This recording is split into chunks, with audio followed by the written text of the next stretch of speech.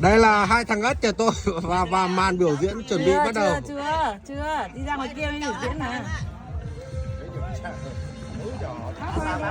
Bám vào.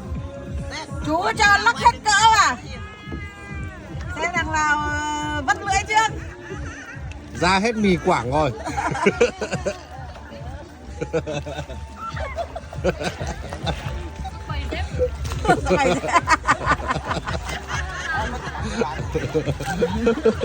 Bám chắc vào.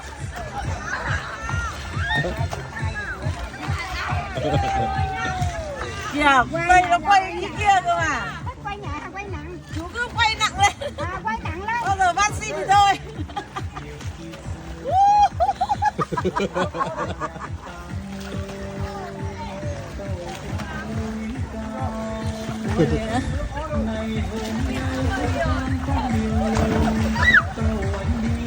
Sao tình hình nào?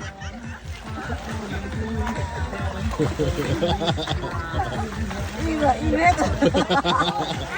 Thôi. Bao giờ các bạn thôi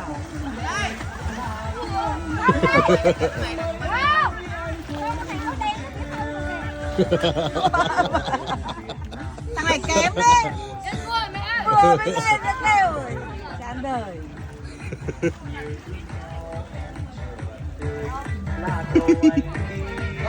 Phê.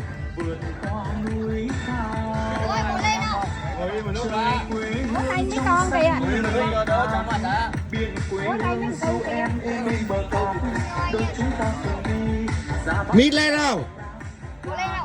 Không, một mình con thôi.